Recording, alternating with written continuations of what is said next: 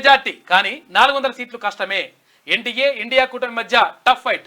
తెలంగాణలో కాంగ్రెస్, ఏపీలో కూటమి హవా. ఇక 9 స్థానాలు కైవసం చేసుకోనున్న కాంగ్రెస్, ఏపీలో సర్కార్ను ఏర్పాటు చేయబోతున్న కూటమి, ఊపందుకున్న జనసేన జోరు.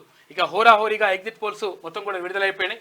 ఏ సంస్థ ఎంతైతే చెప్పింది అనేటువంటి విషయం పైన తెలంగాణలో ఆయా సంస్థలు విడుదల చేసిన ఎగ్జిట్ పోల్స్ ఒకసారి చూద్దాం. న్యూస్ 18 ఎగ్జిట్ పోల్ ఫలితాలు. కాంగ్రెస్ కు 5 నుంచి 8 పార్లమెంట్ ఇస్తే బీజేపీకి 7 నుంచి 10 స్థానాలు గెలిచే అవకాశం ఉందంట. బీఆర్ఎస్ కు 2 నుంచి 5 ఇచ్చిన వీళ్ళు, ఎంఐఎం మాత్రం 1.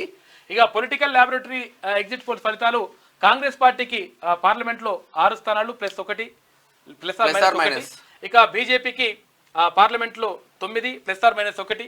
ఇక బీఆర్ఎస్ కు 1 +-, అంట. ఎంఐఎం కు 1 వచ్చే అవకాశం ఉందంట.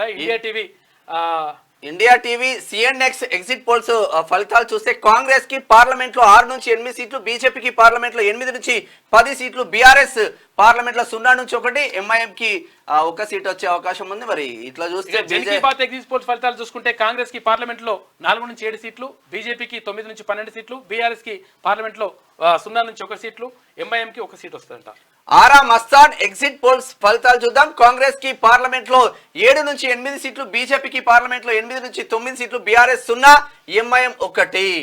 ఇక టీవీ 9 ఎగ్జిట్ పోల్ ఫలితాలు చూసుకుంటే కాంగ్రెస్ పార్టీకి 8+ వచ్చే అవకాశం ఉందంట. బీజేపీకి పార్లమెంట్ లో 7+ వచ్చే అవకాశం ఉంది. బీఆర్ఎస్ కి 1- అంట. ఇంకా ఎంఐఎం 1.